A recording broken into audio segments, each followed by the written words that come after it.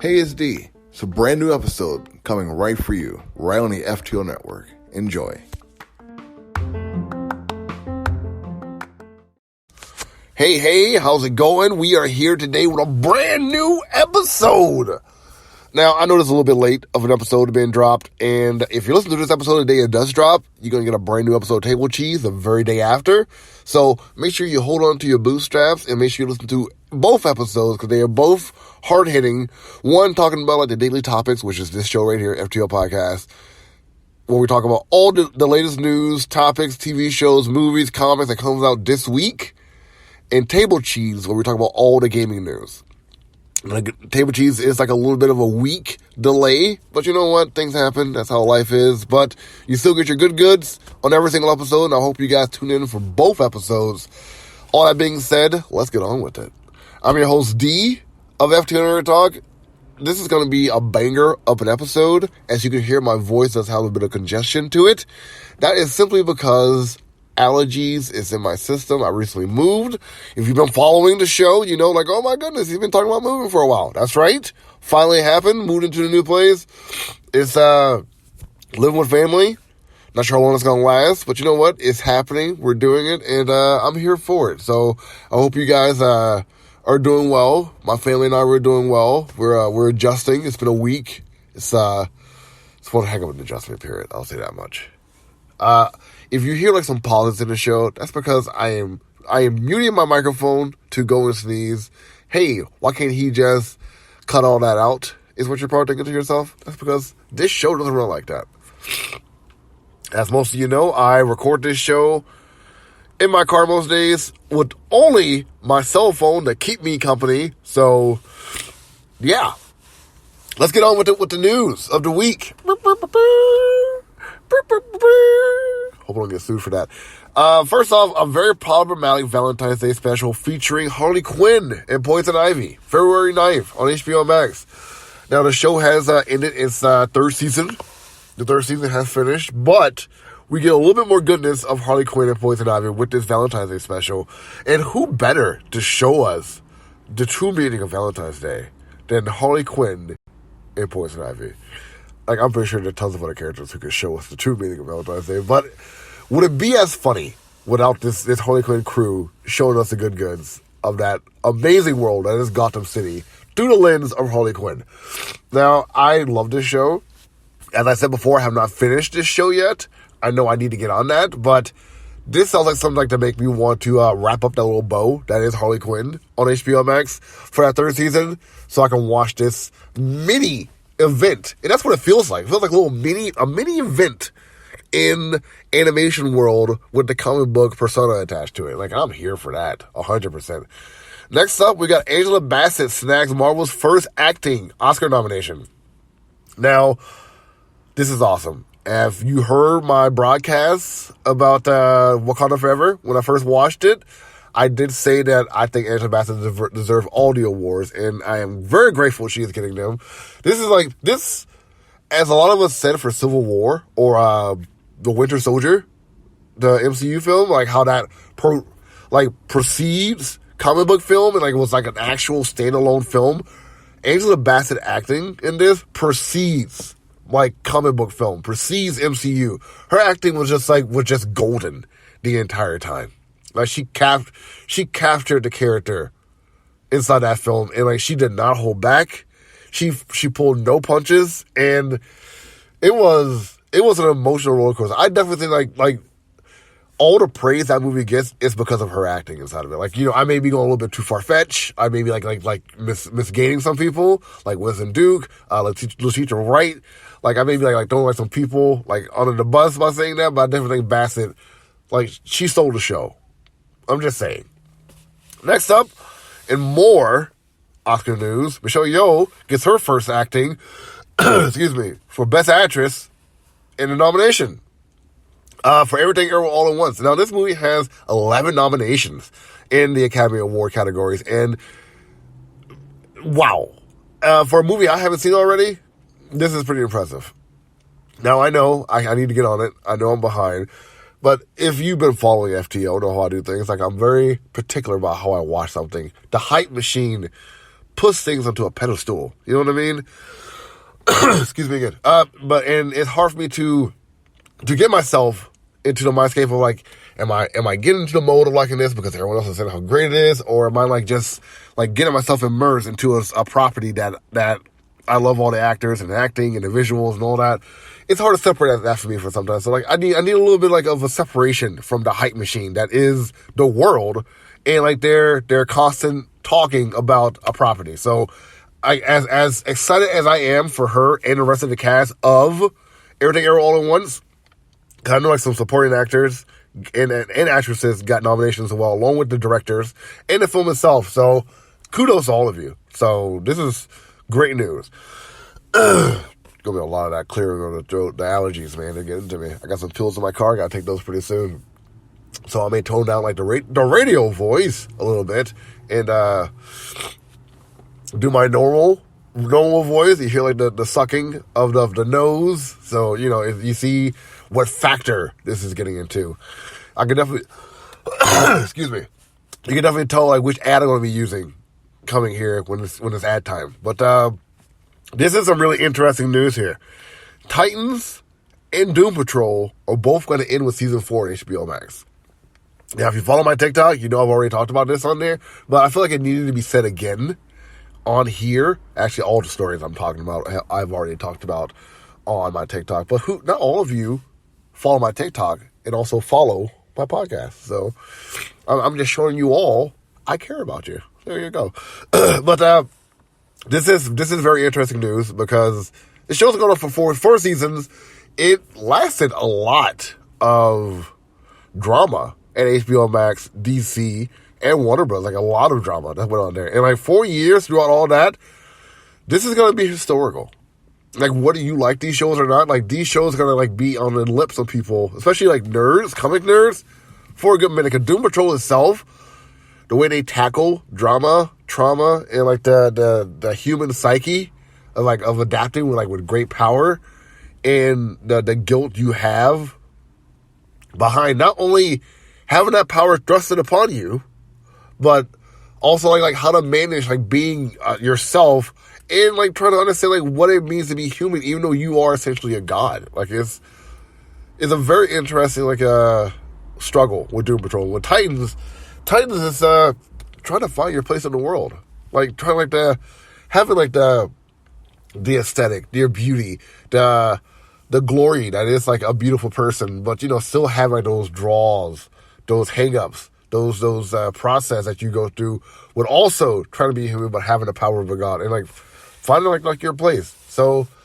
while like these shows do have like some similarities to it, one of them is more of a beautiful person world, one of them more of a niche kind of world of superhero-dom. And like honestly, if you read the comics, it follows that trope perfectly. So it's ending last year. Like I said on TikTok, get a watch party. Start checking it out. We need more watch parties.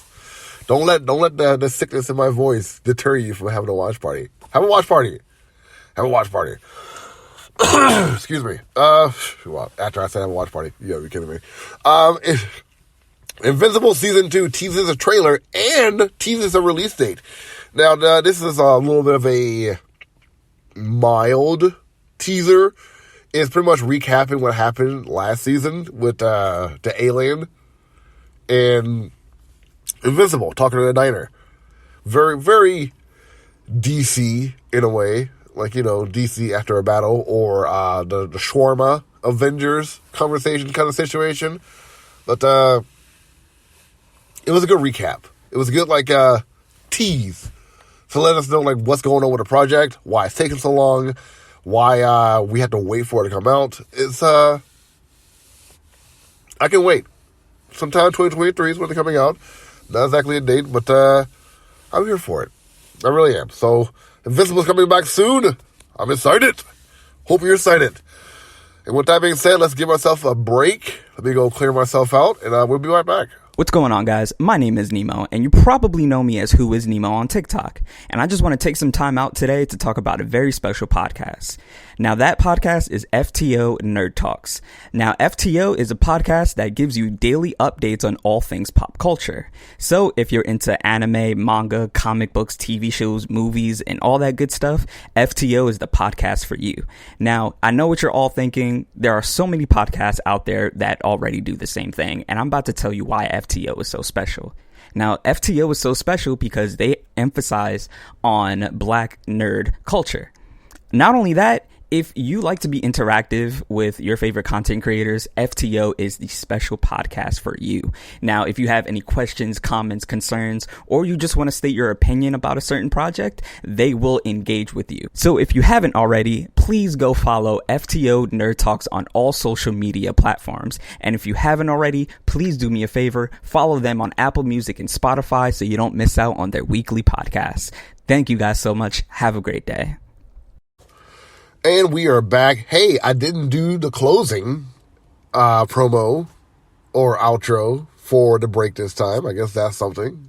Learning, growing, putting myself out there in a way that works for us, not against us.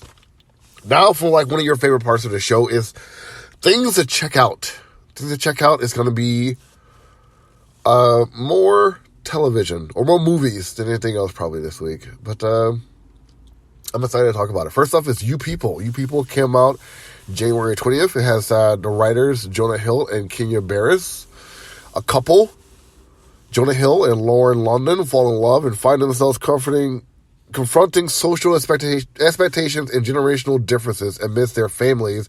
Eddie Murphy, Nia Long, Julia Louis-Dreyfus, and David Duchovny. Clashing cultures in this comedy from Kenya Barris on Netflix. It's a comedy romance. It's rated R. It's the production company is Meisher Films. I seen the trailer for this. I feel like the backlash about this is toxic backlash because people say like, why would London fall for a guy like Jonah Hill? Other people say like, Jonah Hill could never pull a woman like London. Like it's a whole lot of the stuff that like I believe is going to be talked about in the film. People are talking about in the comments. So. And, like, the big kick is, I don't think many people watched the film who are talking crap about it. So, I need to watch it. I do.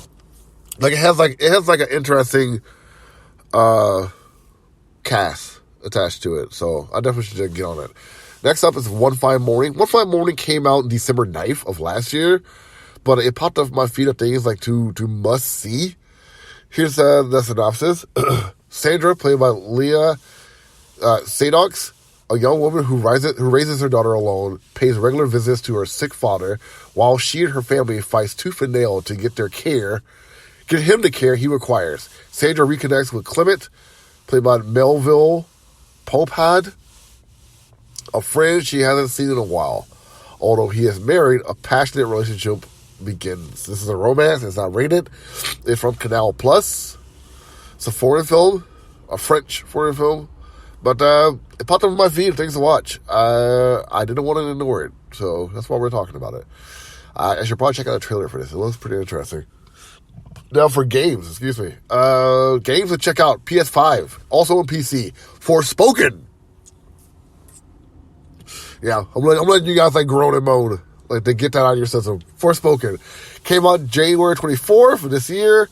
The developer is Loomis Productions, also publisher Square Enix. The synopsis reads, Forspoken is an action RPG that follows the journey of Frey, a young New Yorker transported to the beautiful and cruel land of Atia. In search of a way home, Frey must use her newfound magical abilities to traverse sprawling landscapes, battle monstrous creatures, and defeat powerful matriarchs known as the Tantas. It's an action-adventure open world. It is a non-multiplayer game. Also rated M. Now, I heard like a lot of stuff about this game. About the controls being wonky.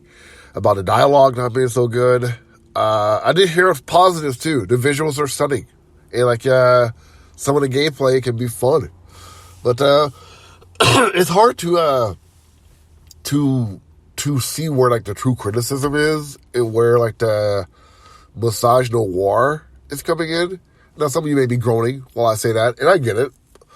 Like, it's a game. I play games. It's just a bad game. It has nothing to do with a character being a black woman. But you know what?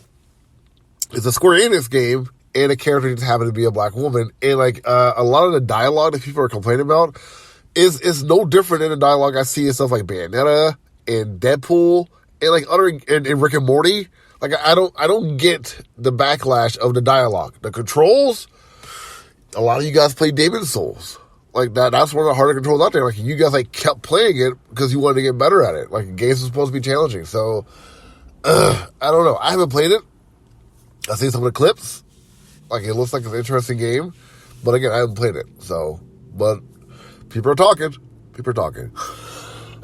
Excuse me. Next up is Poker Face.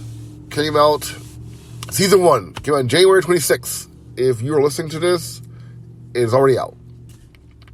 Synopsis reads, with the gift of knowing when someone is lying, Charlie, played by Natasha Lyonne, travels across the country and helps solve crime in this drama series created by Rain Johnson.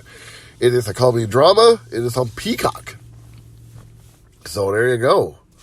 Natasha Lyonne doing her things, doing like a little bit more of that supernatural, psyche kind of situation, as opposed to, like, you know, similar to Russian Dolls, which is more of a time travel kind of thing on Netflix. But yeah, I saw this trailer. She caught me off guard on TikTok with the trailer. TikTok is just putting out ads like crazy. But yeah, that's it. This is coming. Next up, and lastly for things to check out, had to talk about this. The 1619 Project came out January 26th also.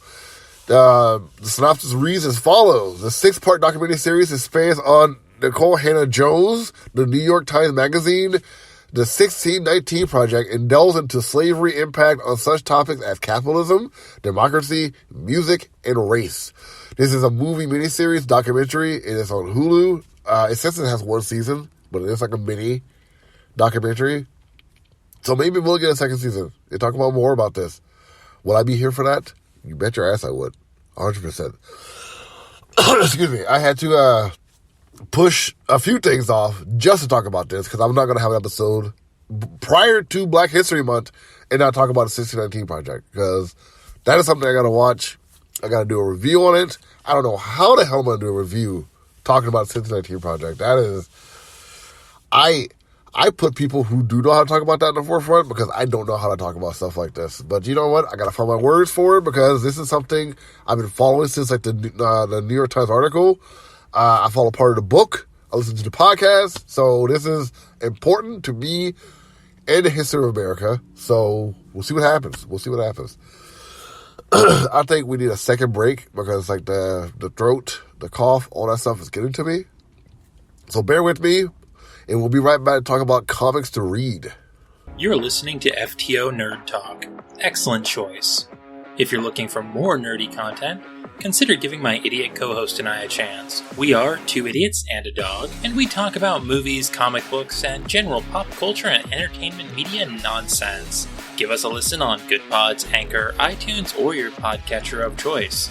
You can also find us at podpage.com/TIAAD media. Or you can always find us on Twitter, and we'll bribe you with dog pictures, too. Whew, 2 ads in 1 episode, and like other ads on top of it. If you are listening to this on YouTube, congratulations. You got 0 ads while you're listening to this, because that is the beauty of YouTube.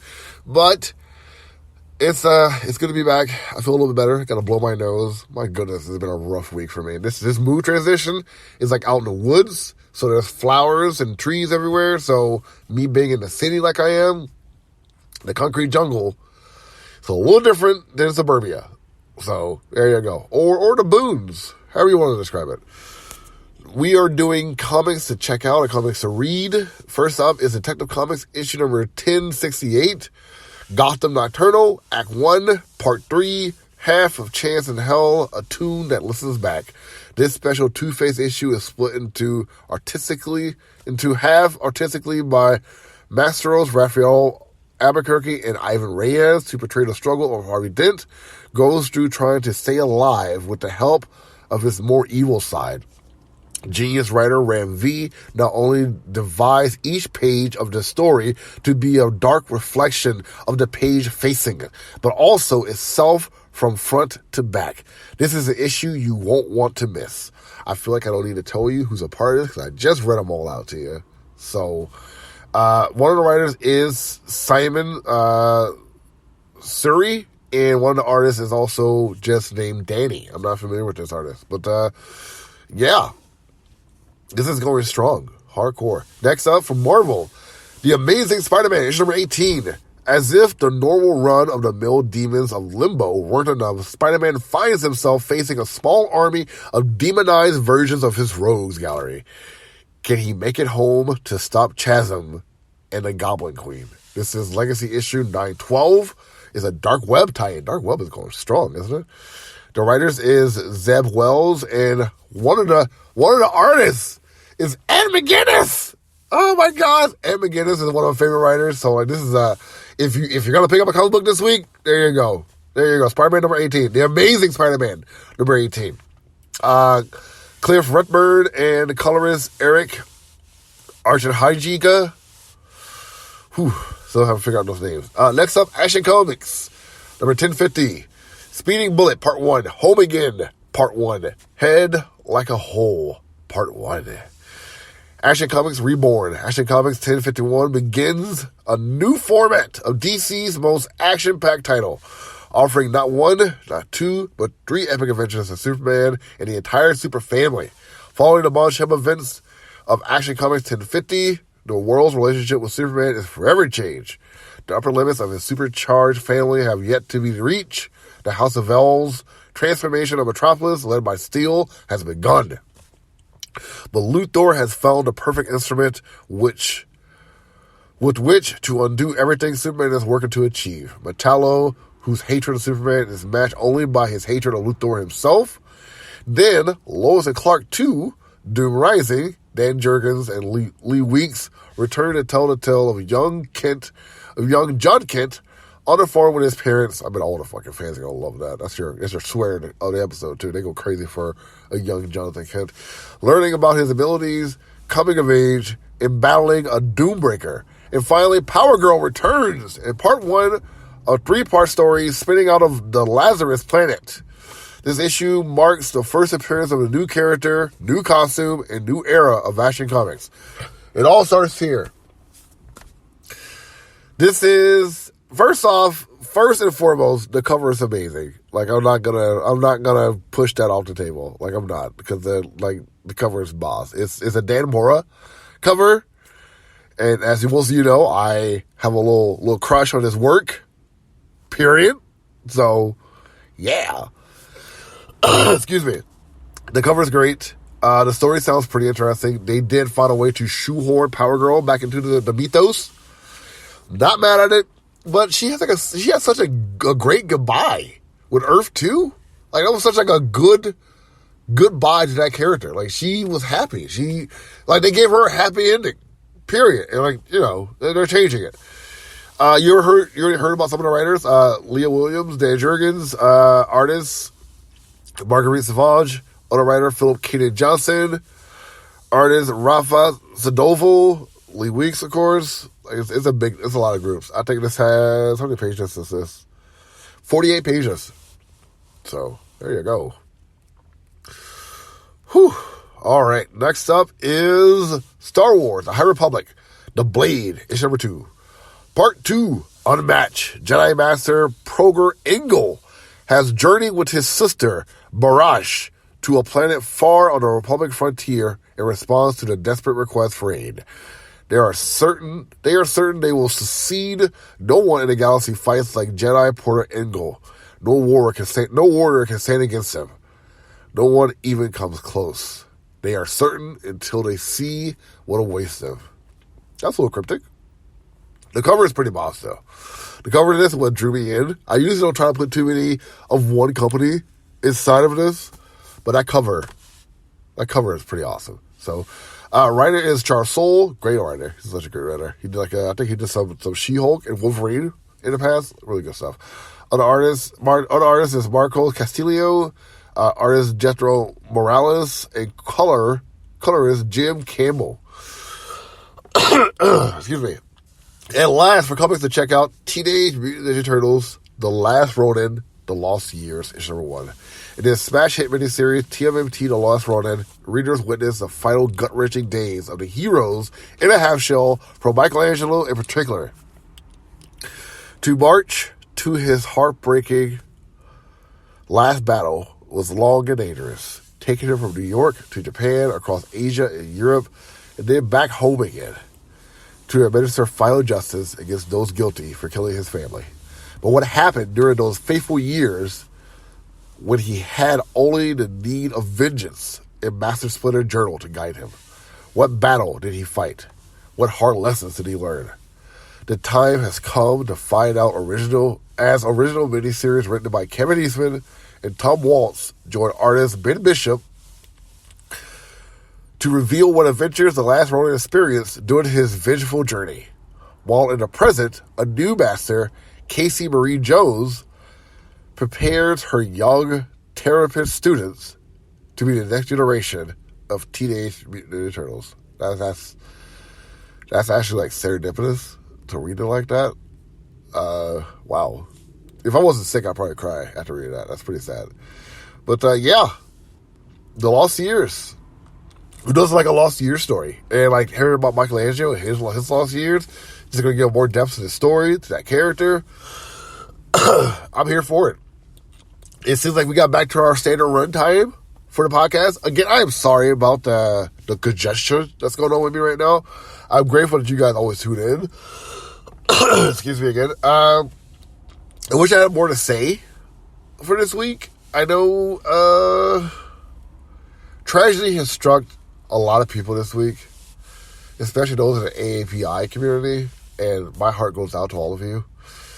It's truly sad that what's been going on, and especially during the Lunar New Year, for those who are affected by it, it's hard. But there are people who are still celebrating their New Year. There's still people who are celebrating themselves and their culture and going strong, and like to put like the emphasis of what I've been going through. It's been very hard, but like seeing like the growth and the strength of like different communities going through this, it does give me like the hope to keep on going myself. As I talk about on the show often, imposter syndrome is a hell of a thing. Anxiety, depression, all those are very, very real things that a lot of us, myself included, go through. So when you see stuff like this, know your limits, take your breaks, talk about it to people you talk about it with, and try to keep like your head level, because it can be rough. It can take its toll. And when you got other minor things like work, like family issues, like things like health going on with you, it can be rough. It can be tough. So, yeah. I thought I had more to talk about as a closing for the episode. I don't. Disappointing, I know. But I hope you're all doing well, as always. If you need anything from me, let me know. I got a couple of interviews coming up. I got some podcasts coming up. I'm pretty close to getting myself in the mindset of doing those top-down episodes. So that may be coming up soon. But other than that, my voice does sound very sexy right now, so I wanna leave off on that and say to all you jive turkeys out there, I hope you have a great January, and I hope your February is just as great. And hey, happy Black History Month. Ooh, yeah. Oh my! If you're still listening to this, I'm sorry. If you thought that was funny, you're a nerd. So until next time, you guys take it easy. Hey guys, D here of FTO Nerd-Talk.